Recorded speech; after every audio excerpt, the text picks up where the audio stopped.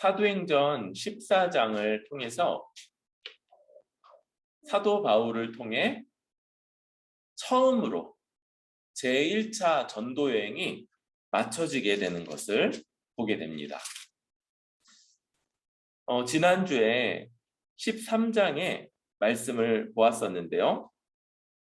13장에서 우리는 내용이 길어서 바울이 전한 설교에 좀 집중을 했었어요.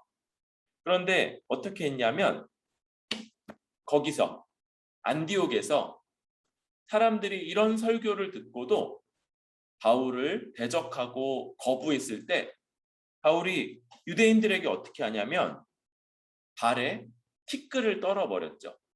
이게 뭐냐면 너희에게 아무런 상관이 없다. 너희는 우리가 전한 이 말씀, 이 하나님 나라와는 상관이 없는 자들이다 라는 걸 표현하는 방식입니다. 그리고는 이제 이고니온이라는 곳으로 건너가서 거기서 사역을 시작하고 이제 그곳 바울이 전했던 이 안디옥, 비시디아 안디옥이라고 하는 곳에는 많은 사람들이 믿고 또 그들이 성령 안에서 살아가는 모습들을 보였죠. 14장은 이고니온이라는 곳에서 벌어진 일들, 물론 이고니온과 또 그 외의 지역들에서 벌어진 일들을 말하게 돼요. 이 이고니온이라는 곳에서 들어갔을 때 두 명은 바울과 바나바는 또 회당에 들어갔죠. 회당에 들어가서 거기서 복음을 전했죠.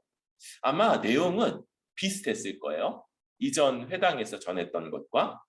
그랬을 때 유대인과 유대와 헬라의 허다한 무리가 믿더라. 이고니온에서도 굉장히 많은 사람들, 이 유대인들 뿐만 아니라 처음에는 유대교에 입교했던 헬라인들, 그리고 이제 그들에게 전해들은 또 다른 사람들까지 그렇게 많은 사람들이 믿고 따르게 되는 것을 보게 되죠. 그런데 또 어떤 사람들도 있냐면 2절에 보니까 순종하지 아니하는 유대인들이, 그러니까 유대의 회당에서 복음을 전하게 되고 반대로 가장 이들을 강하게 대적하고 반박하는 사람들도 유대인인 것을 보게 돼요. 그래서 이 유대인들이 이방인들의 마음을 선동하여 형제들에게 악감을 품게 한다고 말해요. 그래서 이 반대하는 유대인들이 있고 그들 때문에 이방인들과 또 더 많은 사람들에게도 이 반대하고 또 대적하는 마음이 커지게 되죠. 이런 일들이 벌어지는데 3절 보니까 두 사도가 오래 했어요. 오래. 그러니까 나중에 보면 다른 지역으로 옮기고 또 다른 지역으로 또 옮기는 이런 일들을 겪지만, 그러나 반대하고 또 대적하는 것 때문에 금방 딴 데로 간 것이 아니라 거기에 반대 또 대적에도 불구하고 오래 머물러서 계속 말씀을 가르쳤던 거죠. 또 주를 힘입어 담대하게 말했어요. 이들이 이런 대적과 반대 때문에 거기 머무르지만 복음을 전하는 건 좀 위축되거나 망설였던 게 아니고 담대하게 계속 이 복음을 말했죠. 그때 주님이 그들의 손으로 표적과 기사를 행하게 하여 주셔서 은혜의 말씀을 증언하시죠. 이 표적과 기사, 이것은요 어떤 역할을 했을까 보면, 사실 이런 표적과 기사가 있기 전에 이미 복음을 듣고 믿는 사람들이 나왔고요, 또 반대하고 대적하는 사람들이 나왔죠. 그런데 오래 지내면서도 표적과 기사를 행하게 하셨다는 것들을 볼 때 이 믿는 사람들에게는 더 견고한 믿음을 주었을 거고요, 그렇다고 반대하는 사람들이 이런 표적 기사를 보면서 그들의 반대나 대적이 없어진 건 아니라는 것도 생각할 수 있어요. 우리 생각에는 이런 표적, 기사, 기적 같은 일이 한번 딱 펼쳐지면 그러면 이제 다 끝날 것 같은데 모든 반대가 다 없어지고 다 믿고 그래서 이제 행복하게 잘 믿고 잘 살았습니다. 이렇게 끝날 것 같은데 그러지가 않는 거죠. 반대하는 사람들은 여전히 반대하고 대적하고 그러고 있고 믿는 사람들은 이미 믿었어요. 이미 복음을 듣고 믿었어요. 물론 이런 표적과 기사가 그들의 믿음을 도왔을 거다라는 생각도 있지만 어쨌든 그게 결정적인 것이 아니고 오히려 뭐가 결정적이에요? 바울과 바나바를 통해서 전파되는 복음 전파가 더 결정적이라는 것들을 좀 생각하게 됩니다. 하나님이 그 은혜의 말씀을 증언해 주셔서 이들이 복음을 또 계속해서 머물러서 잘 전할 수 있었는데 그러자 이 시간이 길어지면서 그 신의 무리가 나누어지는데요. 유대인을 따르는 자도 있고 두 사도를 따르는 자도 있는지라. 바나바와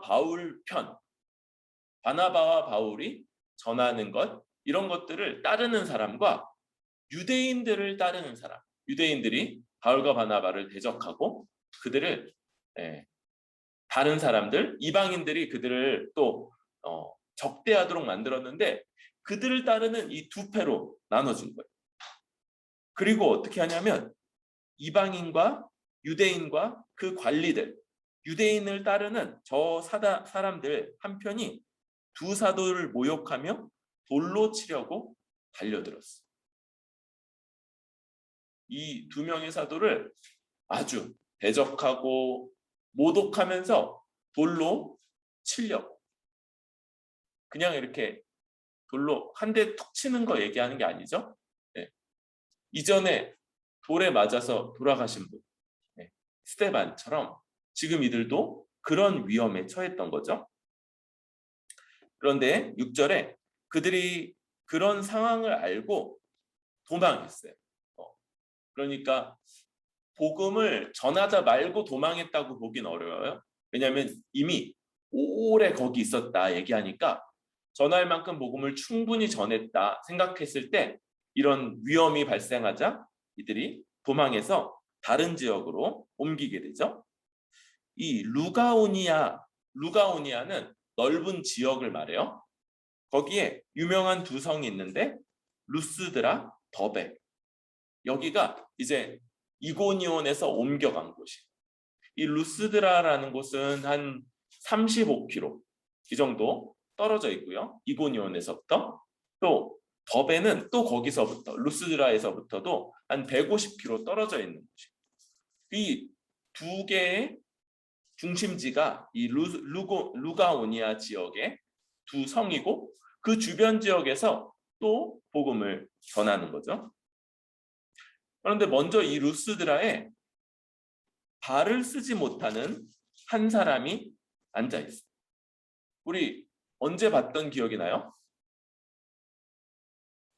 사도행전 4장에서 베드로가 성전 미문 앞에 앉아 있던 그 사람. 그렇죠? 근데 지금 아주 유사한 상황이 벌어지는 거예요. 발을 쓰지 못하는 한 사람이 거기 앉아 있어요. 그래서 이 사람은 마찬가지로 나면서 걷지 못하게 되어서 걸어본 적이 없는 사람이죠. 엄마 뱃속에서도 아마 안 걸어봤을 테니까 한 번도 걸어본 적이 없는 사람이에요. 그런데 그가 루스드라에서 복음을 전하는 그런 상황, 그런 곳에 있다가 여러 청중들과 함께 바울이 전한 복음을 듣게 됐어요. 그리고 어떤 일이 벌어지냐면 그걸 잘 듣고 있는데 바울이 그를 보니까 그에게 자신이 전한 복음을 듣고 믿는 믿음이 있다는 것, 구원받을 만한 믿음이 있다는 걸 바울이 보게 된 거예요. 그러자 10절 큰 소리로 말하죠. 큰 소리로 내 발로 바로 일어서라. 이 내 발은 이렇게 내게 얘기하는 게 아니죠. 짐승처럼 내 발로 서라 이게 아니고 너의 발로. 한 번도 그렇게 서본 적 없는 사람에게 큰 소리로 내 발로 일어서라 이렇게 말한 거예요. 그러자 어떻게 돼요? 그 사람이 진짜로 일어나서 걷게 되는 이런 일이 벌어진 거죠. 그런데 그때 우리 4장에서 베드로가 했던 그 일하고 어떤 면에서 좀 다르냐면 그때는 유대인이었죠. 성전을 배경으로 하고 있었죠. 그런데 지금은 이방인이요. 이방인인 것 같아요, 이 사람. 그리고 이방 사람들이 그런 일들을 경험을 하게 된 거예요. 그러자 이 사람들이 보이는 반응이 뭐냐면 11절 무리가 바울이 한 일을 보고 루가오니아 방언으로 소리질러 이르되 신들이 사람의 형상으로 우리 가운데 내려오셨다 하여 바나바는 제우스라 하고 바울은 그 중에 말하는 자이므로 헤르메스라 하더라. 이 사람들은 이방 사람들이고 기본적으로 모든 일들 속에 다 신이 있다고 봤는데 어떤 신이냐면 제우스 신, 그리고 제우스, 헤라, 아프로디테, 헤르메스, 이런 그리스 로마의 신들이 세상을 지었고 또 세상 가운데 있다고 믿는 사람들이 이 놀라운 일을 보자 신들이 우리 가운데 사람의 형상으로 오셨다 그러면서 지금 보니까 아마 바나바가 제우스라고 그러는 거, 그러니까 제우스가 원래 더 높은 신이잖아요. 근데 왜 그랬을까 생각해 보면 바나바가 나이가 더 많았던 것 같아요. 그러니까 바나바는 제우스, 바울은 보니까 여기 이유도 있죠. 말하는 자. 헤르메스가 원래 제우스의 전령신이죠. 제우스가 어떤 것들을 전달하는 그런 역할을 하니까 헤르메스가 바울이 그렇게 말을 잘하는 걸 보면서 바울은 헤르메스, 바나바는 더 나이가 있으니까 제우스 이렇게 사람들이 생각을 했던 것 같아요.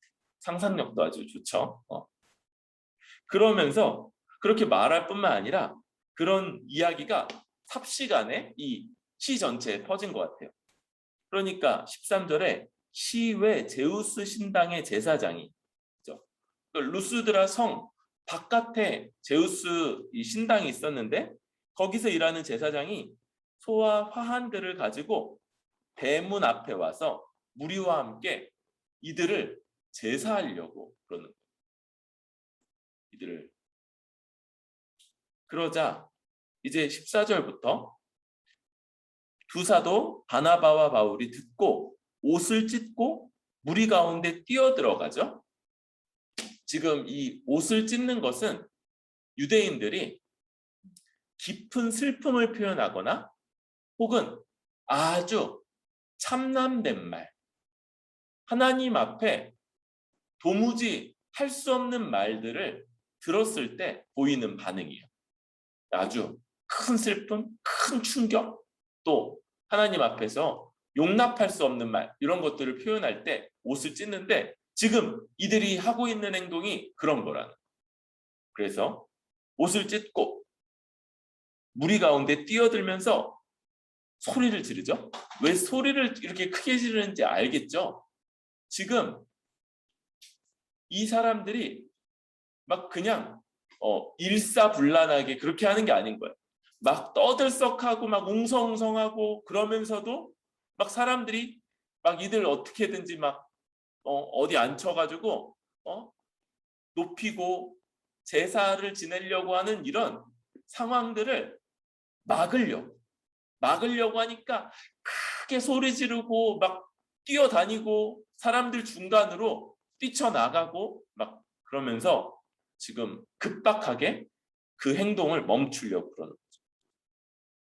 그러면서 여기서 한 번 더 바울이 또 바나바가 하는 설교의 내용이 나와요. 우리 15절부터 17절까지 한번 읽읍시다. 시작. 이르되 여러분이여 어찌하여 이러한 일을 하느냐 우리도 여러분과 같은 성정을 가진 사람이라. 여러분에게 복음을 전하는 것은 이런 헛된 일을 버리고 천지와 바다와 그 가운데 만물을 지으시고 살아계신 하나님께로 돌아오게 함이라. 하나님이 지나간 세대에는 모든 민족으로 자기들의 길들을 가게 방임하셨으나 그러나 자기를 증언하지 아니하신 것이 아니니 곧 여러분에게 하늘로부터 비를 내리시며 결실기를 주시는 선한 일을 하사 음식과 기쁨으로 여러분의 마음에 만족하게 하셨느니라 하고. 네. 지금 이런 상황에서 한 번 더 그들에게 전했던 그런 말씀이에요. 먼저 네 가지 정도의 내용이 있죠.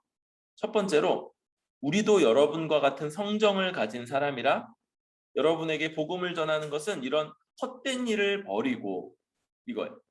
그래서 지금 사람을 섬기고 또 사람의 형상으로 어떤 신들이 왔다라고 여기면서 그런 일들을 높이고 그런 일들을 막 칭찬하고 칭송하고 그런 헛된 일, 그건 헛된 일이다 이렇게 말하면서 그걸 멈추려고 하죠.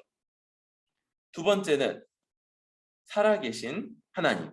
근데 어떤 분이시냐면 천지와 바다와 그 가운데 만물을 지으시고 살아계신 하나님께 돌아오게 합니다. 복음을 전하는 것은 바로 이 살아계시는 하나님. 모든 것을 지으시고 멀리 떠나신 게 아니죠.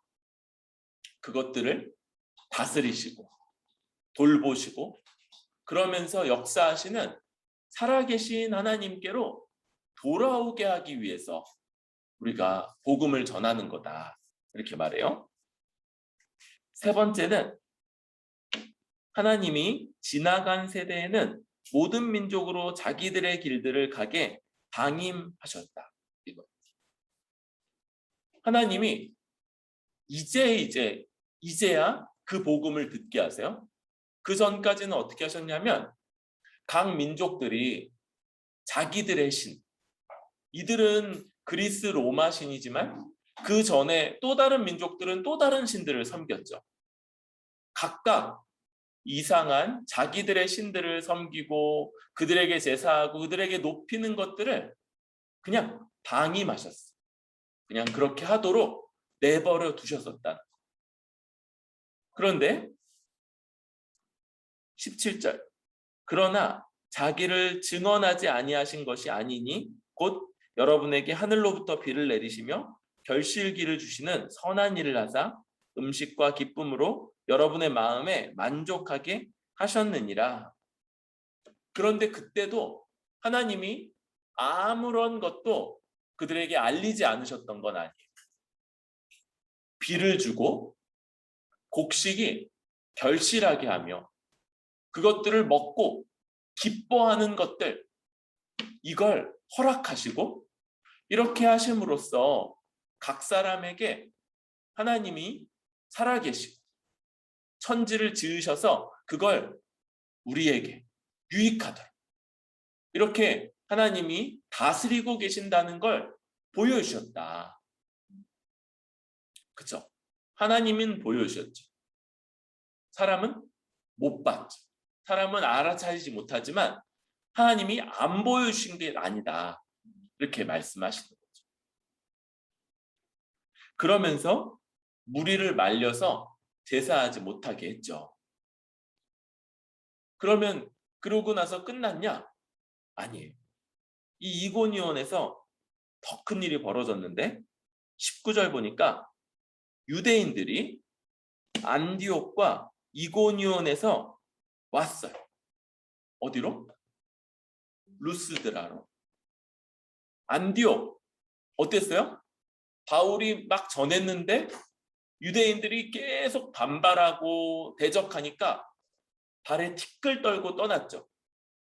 이고니온 어땠냐면 유대인들이 또 반발하면서 바울을 이 이방인들과 관리들을 다 이렇게 동원해서 돌로 쳐서 죽이려고 그랬던 그 지역. 그런데 거기서부터 유대인들이 루스드라까지 찾아오는 거예요. 그리고 어떻게 하냐면 무리를 충동해요. 무리. 이 무리가 좀 전까지 뭐 하려고 그랬던 무리예요? 바울과 바나바가 제우스와 헤르메스라고 그들한테 제사 드리려고 했던 그들. 그런데 그들을 유대인들이 충동하니까 이제 그들이 돌로 바울을 쳐서 죽은 줄로 알고 시외에 끌어내버리는 이런 일이 벌어져. 바울이 돌에 맞아서 사람들이 다 죽은 줄 알았어요. 그래서 어떻게 하냐면 도시 바깥에다가 갖다가 이제 버린 거죠. 20절에 보니까 제자들이 바울 아마 죽은 줄 알았을 거예요. 그러면서 이제 둘러서 있을 때 바울이 기절했다가 깨어나고 일어나서 다시 그 루스드라 성에 들어갔다가 이튿날 더베로 가죠. 더베까지가 또 한 150km 된다고 그랬죠. 그러니까 또 며칠 길이 됐을 거예요. 가서 복음을 그 성에 전하여 많은 사람들을 제자로 삼고, 그죠? 더베에서 또 많은 사람들이 주님의 제자가 되는 일들이 벌어지죠. 그리고 나서 이제 어떻게 하냐면 반대로 돌아가는 거예요. 그래서 루스드라, 이고니온, 안디옥으로 돌아가죠. 더베에서 루스드라로, 루스드라에서 이고니온으로, 이고니온에서 안디옥으로 이렇게 돌아가면서 제자들, 이제 처음에는 복음을 믿는 사람들이 없었으니까 회당에 들어가서 복음을 전했었는데 이제 먼저 전했기 때문에 믿고 예수님을 믿는 교회가 있죠. 그 교회에 또 아주 중요한 얘기들을 하죠. 그래서 22, 23절 또 한번 읽어봅시다. 시작. 제자들의 마음을 굳게 하여 이 믿음에 머물러 있으라 권하고 또 우리가 하나님의 나라에 들어가려면 많은 환난을 겪어야 할 것이라 하고 각 교회에서 장로들을 택하여 금식 기도하며 그들이 믿는 주께 그들을 위탁하고. 바울이 각 성, 각 도시들을 다시 돌아다니면서 거기에 신자들, 교회를 만나서 마음을 굳게 하면서 이 믿음에 머물러 있으라 이렇게 말하고요. 또 많은 환난을 겪어야 될 거다 이렇게 마음을 잘 준비시키고 또 각 성, 각 교회에서 장로들을 택해서 세웠어요. 장로들을. 그리고는 금식 기도하면서 주께 그들을 내어 맡겼죠. 주께서 그들을 돌봐주실 것을 맡기고 그리고 나서 또 계속 비시디아 가운데로 지나서 밤빌리아에 이르러 말씀을 버가에서 전하고 아탈리아로 내려가서 거기서 뱉다고 안디옥에 돌아왔어요. 여기 안디옥은 아까 봤던 21절의 안디옥과 다르죠? 그죠? 요 21절의 안디옥은 비시디아 안디옥이고 26절의 이 안디옥은 처음 떠났던 그 가나안 땅 바로 위쪽에 있는 수리아 안디옥 여기로 다시 돌아온 거예요. 그리고 거기에 보고를 하는데 하나님의 그들이 이르러 27절 교회를 모아 하나님이 함께 행하신 모든 일과 이방인들에게 믿음의 문을 여신 것을 보고했어요. 하나님이 이방인들에게 믿음의 문을 여셨습니다. 이렇게 모든 일들을 보고하고 이제 제자들과 오래 함께하게 되죠. 우리 이 14장을 같이 보면서 세 가지 또 내용들을 가지고 우리 더 생각해보고 적용해 보려고 합니다. 여러분, 가장 먼저 이고니온에서 바울이 복음을 전했을 때, 또 그 이전에 안디옥에서 전했을 때, 루스드라에서 전했을 때 공통되는 일들이 있었어요. 어떤 거냐면 복음을 전할 때 두 종류의 사람들이 나타난다는 거예요. 어떠냐면 복음을 듣고 믿고 순종하게 되는 사람들이 늘 나왔어요. 또 조금 나왔나요? 아니요. 이 14장 보니까 허다한 무리, 굉장히 많은 사람들이 복음을 듣고 믿고 순종하게 됐다, 이렇게 말해요. 어느 성에 가서 복음을 전할 때에도 언제나 이런 일들이 있었다는 거예요. 정말 복음이 얼마나 놀라운 건지 모르겠어요. 이 오늘 말씀 같은 경우에 기사, 표적, 이적 이런 것들도 있었는데, 여러분, 그게 결정적인 게 아니고, 그 기적이 결정적인 게 아니고, 복음을 전하는 것, 이 복음 전파 자체가 아주 결정적인 일이었죠. 그런데 이런 사람들만 나오진 않았어요. 유대인들을 중심으로 해서 이 복음을 거부하고 대적하는 사람들이 또 있었던 걸 보게 돼요. 이 유대인들이 참 열심히 있죠. 그래서 바울이 가니까, 다른 곳으로 가니까 그 먼 곳을 이렇게 찾아올 만큼이나 안디옥에서, 이고니온에서 루스드라까지 찾아올 만큼이나 그렇게 아주 열심을 내면서 대적하고, 또 자기 세력을 모으고, 또 이방인들까지도, 이방인의 관리들까지도 이들을 대적하도록 그렇게 막 힘써서 복음을 대적하는 사람들, 이런 사람들이 나왔다. 여러분, 먼저 우리는 복음을 전하면서, 복음을 가르치면서 이 두 종류 모두 나타날 것을 예상해야 된다. 이게 우리에게 있어서 첫 번째 생각할 점이에요. 여러분, 어떤 사람들은요, 너무 긍정적이기만 해요. 그래서 잘 될 거고 믿게 될 거고 다 돌이킬 거다, 이렇게만 생각을 하는 거예요. 여러분, 그런데 그러면 복음 사역을 오래 할 수 없어요. 왜 그래요?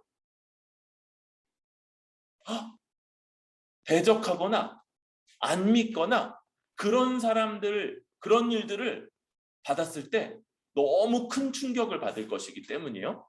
바울이 교회들을 돌면서 나중에 뭐라고 그래요? 마음을 굳게 해라. 또 많은 환난을 겪을 것인데 그거 이상하게 여기지 마라. 이런 일들을 말하니까 우리는 복음을 전하면서 대적하고 반대하는 사람들이 있을 거다, 이걸 예상해야 돼요. 여러분, 반대로 어떤 사람들은요, 너무 부정적이어서 이것만을 너무 크게 볼 수도 있어요. 복음을 전해도 대적하고 안 믿고 거역하는 사람들만 많더라고. 여러분, 그렇지 않아요. 복음은요, 언제나 30배, 60배, 100배라는 엄청난 결실을 맺는 거예요.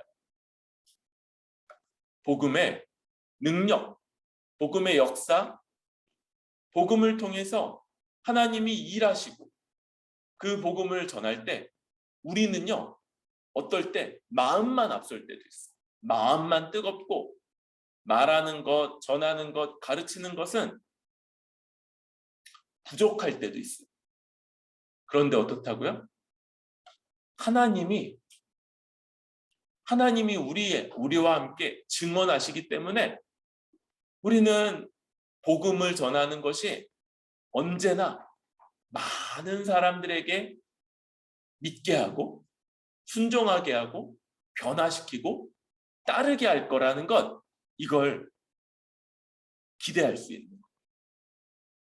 여러분, 복음을 전할 때 우리는 이 두 가지를 다 생각해야 됩니다. 좋은 일만 있을 거고 믿기만 할 거다. 아니, 그렇진 않아요. 그래서 대적하는 사람이 있고 그럴 때도 너무 깜짝 놀라고 너무 두려워하고 그럴 필요가 없어요. 그런 부분에 대해서 또 하나님이 얼마든지 보호하신다는 것도 생각할 수 있어요. 반대로 너무 부정적으로만 생각해서 에이, 또 안 믿겠지, 뭐 또 거역하겠지. 아니에요. 그런 복음을 전하는 가운데 하나님은 우리를 위해서 증언하실 거고 우리를 도우실 거며, 이 복음을 전하는 일은 언제나 아주 결정적인 변화들을 만들어낼 거다. 이걸 기억할 수 있어야 돼요. 이 두 가지가 언제나 있다. 항상 있고 반드시 있다. 이걸 잘 붙잡을 때 우리가 이 복음 전파라는 이 중대한 사명을 계속 끝까지 감당할 수 있을 거다 생각을 합니다. 그럴 때 우리 두 번째로 좀 생각할 것은 루스드라에서 벌어진 일인 거예요. 우리 좀 짧지만 바울이 전한 또 다른 하나의 설교를 들은 건데, 여러분, 바울이 복음을 전했어요. 루스드라에서도. 그렇죠? 복음을 듣고 못 걷던 사람이 낫게 되는 일들이 벌어졌죠. 그런데 그 복음에 대해서 오해하는 사람들 때문에 더 추가해서 말한 내용이 있는 거예요. 그러면서 우리는 복음이 어떤 목적으로 주어지는가를 더 생각하게 되는 거예요.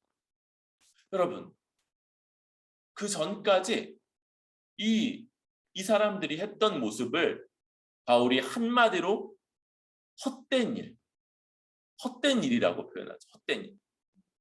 이건요, 어떤 거냐면 사람을 높이고 또 사람을 하나님이 아닌 우상들과 연결시키면서 그것을 섬겼던 일들, 이게 어리석은 일이에요.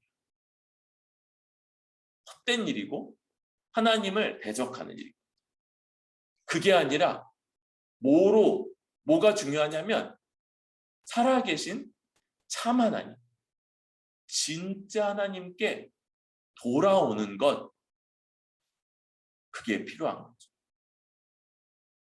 그런데 그 하나님 어떤 분이시냐면요, 하늘, 바다, 모든 것을 지으시고 또 이 모든 것을 다스리시는 하나님이십니다.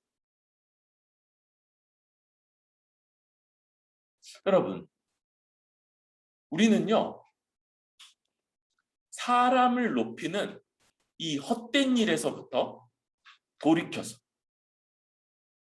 살아계신 참 하나님만을 높이고 섬기고 그분께로 돌아오는, 이것이 바로 예수님을 믿는 거고 복음을 믿는 것이다 라고 할 수 있어요. 여러분, 예수님을 믿는 일에 반드시 있어야 되는 것은 사람을 높이기를 멈추는 것. 사람을 높인다는 게 어떤 거예요? 그것은 루스드라 사람들처럼 누군가를 신으로 여기고 그렇게 그들에게 제사를 드리려고 하는 모습, 그런 모습으로도 나타나기도 하지만, 여러분, 오늘날 우리가 섬기는 그런 신이고 또 사람을 높이는 모습은 많은 경우에 가장 먼저 나예요. 나를 가장 중요하게 여기는 것. 여러분, 나는 한편으로는 중요한 사람이 맞아요. 그런데 한편으로는 그렇게 절대적으로 높임받고 드러나야 되고 모든 것이 다 긍정돼야 되고 모든 것이 내 뜻에 따라 돌아가야 되는 그런 사람이 아닙니다. 아니 그냥 단순하게만 생각해봐도 여러분 내가 원하는 대로만 됐으면 어떻게 되는지 알아요? 아마 죽었을 거예요. 내가 원하는 대로만 됐어요. 내가 원하는 것을 먹고 내가 원하는 것만 그렇게 먹고 내가 원하는 것만 하고 그러기만 했으면 내가 지금까지 살아있지도 못했을 거예요. 때로 내가 원하지 않지만 막 싫지만 주사도 맞고 내가 원하지 않지만 야채도 먹고 내가 원하지 않지만 자고 내가 원하지 않지만 병원 가서 검진도 받고 막 그러면서 우리가 여기까지 지금까지도 살아있는데 우리는 그러면서도 자꾸 뭐라고 생각하냐면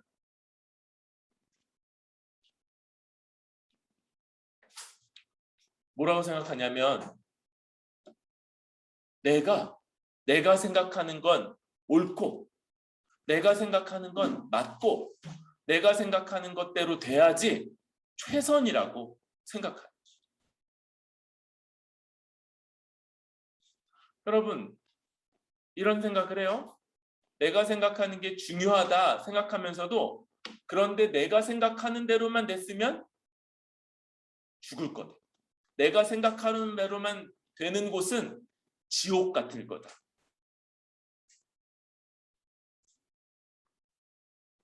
그러면 어떻게 해야 됩니까? 여러분 이 세상을 정말로 지으셨고 지금까지도 이 세상이 잘 돌아갈 수 있도록 다스리고 계시며 그 가운데 우리를 인도하시는 참 하나님, 그래서 그 하나님의 뜻을 알고 그 하나님의 뜻은 정말로 좋아서 정말로 선해서 그 하나님의 뜻을 알아가고 그리고 그 하나님의 뜻대로 이루어질 때 완전히 그 하나님의 뜻대로 이루어질 때 우리 생각대로 이루어질 때는 지옥이었는데 그 하나님의 뜻대로 이루어질 때 이 세상이 정말 복된 낙원이 되는 그런 하나님, 바로 그분이 살아계신 참 하나님이고 그분이 우리가 우리 자신을 높이기를 멈추고 높이고 따르고 굴복해야 되는 하나님이신 거죠. 우리가 예배 때마다 고백하는 주기도에 그래서 이게 있는 거예요. 하늘에서 하나님의 뜻이 이루어질 것처럼 땅에서도 그 뜻이 이루어지기를 바랍니다. 이렇게 고백하고 구하는 그 기도가 정말인 거예요. 하나님의 뜻이 완전히 이 세상에서 이루어지는 것, 그게 바로 이 땅의 회복이고 완성이고 하나님 나라, 복된 낙원이 이루어지는 것입니다. 여러분, 계속 본다면 하나님이 이 복음을 깨닫기 전까지, 복음이 전파되고 알려지기 전까지는 그냥 그렇게 살도록 용납하셨어요. 방임하셨어요. 그걸요, 만약에 하나님이 강제로 막으셨다면 우리가 살아남지 못했을 거예요. 그런데 하나님이 우리 삶의 어느 시점에서 복음을 듣고 내가 잘못 살았구나. 내가 나를 위해 나를 높이고 내 뜻을 절대하면서 살았던 것, 이게 어리석은 일이구나라는 걸 깨달을 수 있는 기회를 주기까지 우리를 용납하셨던, 그게 괜찮아서가 아니고 그게 옳아서가 아니고 그게 하나님의 뜻이라서가 아니고 우리에게 돌이킬 기회를 주기 위해서 하나님이 지금까지 용납하셨다.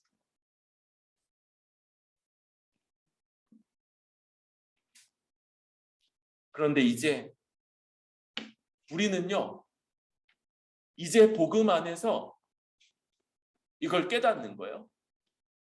근데 그때도 우리에게 해가 뜨고 비가 내리고 먹을 것들이 주어지고 또 그것을 먹으면서 기쁨을 누렸던 것.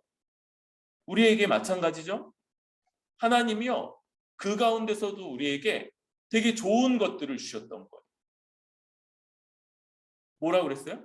우리가 원하는 대로, 우리가 생각하는 대로, 내 마음대로 했으면 우리 삶이 아주 지금보다 훨씬 더 비참한 지옥 같았을 텐데, 근데도 하나님이 어떤 것들을 막으시고 돌보시고 우리 생각지도 못했는데 채우셔서 우리를 여기까지 인도하셨다.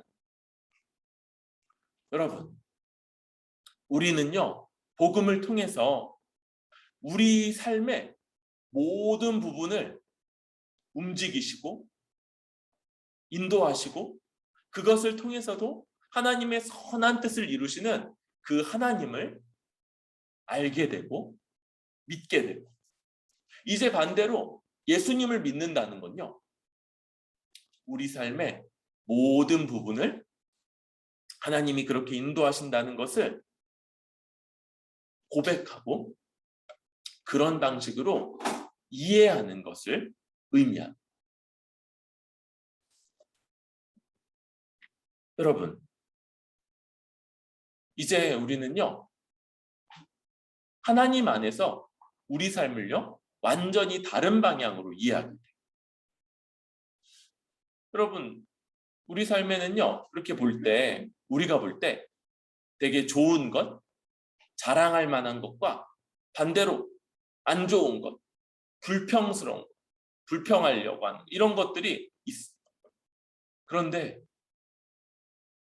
살아계신 하나님이 이 모든 것들을 다스리신다는 것들을 알게 될 때 좋은 것들, 선한 것들, 기쁜 것들은 감사할 일이 되고, 반대로 힘든 것들, 어려운 것들은요, 한편으로는 하나님께 고백할, 구할, 하나님 앞에 나아가서 구하는 이유가 되면서, 또 다른 한편으론 그런 일들 속에서도 하나님은 합력하여서 선을 이루시는 분이에요. 여러분, 우리는요, 이 안 좋은 것, 안 좋은 것, 안 좋은 것, 안 좋은 것들이 있으면 안 좋은 일이 벌어질 거라고 생각하잖아요. 그렇죠? 그런데 하나님은 어떤 분이시냐면요, 안 좋은 것, 안 좋은 것, 안 좋은 것, 안 좋은 것들을 합쳤는데 거기서 정말 선하고 정말 아름답고 정말 놀라운 일을 만드시는 하나님이신 거예요. 우리 증거가 있잖아요. 예수님의 십자가. 그게 어떤 거예요? 유대인과 헤롯 대왕과 바리새인들과 또 본디오 빌라도 로마 총독이 짜고 정말 죄 없으신 분, 정말 선하신 분을 잡아서 죽였던 그런 사건인데, 그게 뭐가 돼요? 우리 모든 하나님의 백성이 구원받는 기초가 됐잖아요. 여러분, 하나님은요, 가장 안 좋은 것들을 모아도 그 가운데 선한 일을 이루시는 거죠. 그래서 우리 삶에 좋은 것, 기쁜 것, 아름다운 것들에 대해서 하나님께 감사하면서 누리고, 반대로 슬픈 것, 부끄러운 것, 힘든 것, 안 좋은 것들에 대해서는 주 앞에 구하면서도 또 몰고요, 그것들을 통해서도 하나님이 이루실 선한 일을 기대하는 것. 이게 정말 예수님을 믿고 살아계신 하나님께 돌이킨 자가 가지는 시각이고 관점인 거죠. 여러분, 우리는 이런 관점으로 우리 삶을 바라봐야 돼요. 복음을 믿는 것은 바로 이런 모습, 이런 하나님이 우리와 함께 계시고 이런 하나님이 우리 삶을 다스리신다는 것을 믿음으로 고백하는 것이에요.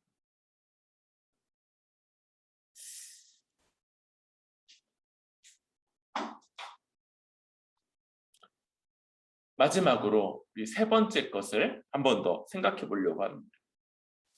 여러분, 바울이요, 이렇게 루스드라에서 복음을 전하다가 아주 큰 어려움을 당하고 이제 거기서 멈추지 않죠. 더베까지 가서 거기서도 복음을 전한 다음에 이제 어떻게 하냐면 다시 돌아가죠. 그러면서 교회들을 다시 한번 견고하게 굳게 하는 이런 말씀들을 전해요. 우리는 예수님을 믿을 뿐만 아니라 그 믿음에 머물러 있고 아주 견고하게 굳세게 머물러 있어야 한다는 것을 마지막으로 생각해 보려고 합니다. 여러분, 복음에서요, 중요한 게 있는 거예요. 그건 듣고 믿는 것이 중요하죠. 동시에 이 믿음에 계속 머물러 있는 것. 믿음에 머물러 있는 것이 아주 중요한 일입니다. 그럴 때 바울이 권면하는 것들을 좀 생각해 보는 거예요. 이 믿음에 머물러 있어라 이렇게 권할 때 하나님 나라에 들어가려면 많은 환난을 겪어야 할 거다 이렇게 말해요. 여러분, 예수님을 믿을 때 우리는 구원을 받아요. 그런데 믿자마자 죽으면 그러면 하나님 나라에 들어가겠죠? 그런데 믿고 하나님 나라에 들어가기까지 우리가 이 땅에서 생명이 끊어질 때까지 우리는 또한 여러 가지 환난이 있을 것을 기억해야 돼요. 반대하는 사람이 있고 비방이 있고 대적하는 일이 있고 바울처럼 저렇게 돌로 맞아서 죽을 뻔하는 일이 우리에게 없으면 좋겠어요. 그러나 꼭 그런 일만 아닐지라도 우리는 이 믿음 때문에 이 믿음에 머물러 있기 위해서 여러 가지 대가들을 치러야 될 거다.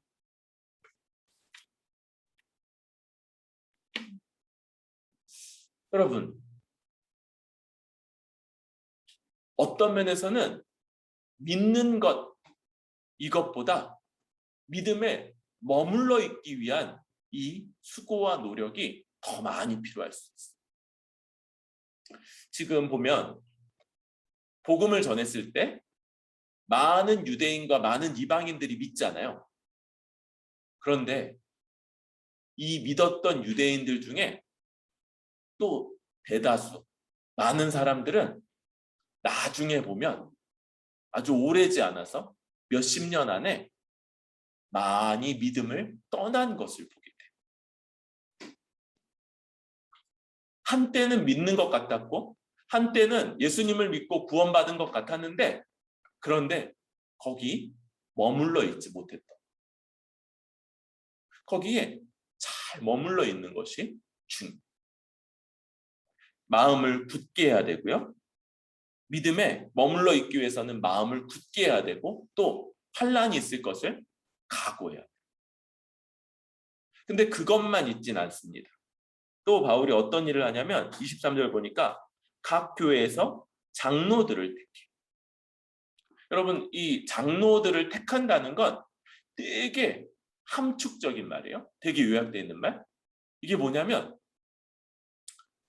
바울이 없어도 복음을 전해준 이 바울이 없어도 그 가운데 복음의 말씀이 계속 전파되고 말씀이 가르쳐지고 이 말씀으로 교회가 다스려지고 그런 교회에 의해서 믿는 각 사람들이 돌봄을 받고 섬김을 받을 수 있는 그런 교회로서 움직이고 활동할 수 있도록 그렇게 교회를 조직했다는 것. 이게 장로들을 택했다는 것 안에 함축되어 있는 거예요. 장로들이 생기면서 어떤 일이 있다고요? 복음이 계속적으로 가르쳐지고 교회가 복음에 따라 말씀의 진리에 따라서 가르쳐질 뿐만 아니라 다스려지고 또 그 다스림 가운데 각 사람이 돌봄받으면서 그렇게 믿음에 머물러 있을 수 있는 그런 요소들. 그게 바로 교회고 교회의 역할이고 교회의 필요성인 거죠. 예수님을 믿을 때는 어쩌면 교회가 필요하지 않을지도 모르겠어요. 근데 어디는 필요해요? 이 믿음에 계속 머물러 있기 위해서는 교회의 돌봄, 도움 없이는 불가능. 그렇게 해서 한편으로는 교회 이런 정상적으로 한 사람을 말씀으로 가르치고 돌보고 또 때로는 책망하고 징계하면서 한 사람을 보호해주는 이 교회가 필요한 거죠. 또 하나, 바울이 또 한 게 뭐냐면 금식 기도하며 그들이 믿는 주께 그들을 위탁하는. 이 교회가 그렇게 하는 것이 한편으로는 주께 이들을 위탁하는 거다. 이들을 부탁하는 거다라고 생각할 수도 있고요. 또 그러면서 이들을 위해 금식 기도하는 것, 이런 것들이라고 할 수 있어요. 우리는요, 주님이 교회를 통해서 한 사람을 돌볼 것을 기대하고 또 그러면서도 그 주님 앞에 한 사람 한 사람을 부탁하는 방식. 누구를 돌보아 달라. 우리 가연이를, 또 주희를, 시우, 시연이를, 사모를 하나님이 돌봐달라고 이렇게 서로를 위해서 기도하면서 주께 우리를 내어 맡기는 것. 이것이 복음에 머물러 있기 위해 필요한 요소들이다라고 할 수 있겠습니다. 여러분, 이렇게 해서 1차 전도 여행이 마쳐지게 돼요. 그 가운데 우리가 확신해야 되는 것, 이때 복음을 들을 때 놀라운 변화들이 나타났던 것처럼 우리 역시도 지금 이 시대에도 복음은 동일하게 능력이 있어서 그것을 전할 때 믿고 순종하며 돌이키는 놀라운 변화가 있을 것을 기대하고 소망할 수 있으면 좋겠습니다. 마음에 각오도해야겠죠? 그러나 여전히 대적하고 반대하고 그런 사람들도 있을 것을 생각해. 또 복음을 듣고 믿을 때 우리는 그냥 단순히 아멘하고 그치는 것만이 아니라 이제 그것으로 인해서 우리 삶의 모든 부분, 좋은 것들을 가지고 주께 감사하고 주님 앞에서 잘 누리고 안 좋은 것들 주님 앞에 구하고 간구하고 내어 맡기지만 그러나 그것들을 통해서도 하나님이 얼마든지 선한 일을 만드시는 분임을 우리 기대하고 마지막으로 이 복음에 머물러 있기 위해서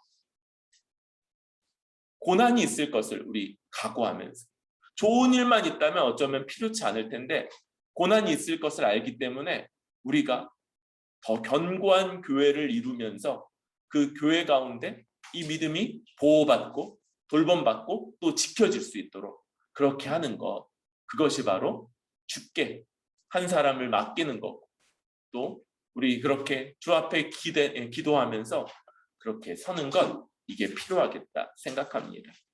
오늘 우리 뿌리 깊은 교회도 이런 복음의 역사가 온전히 드러날 수 있기를 소망합니다.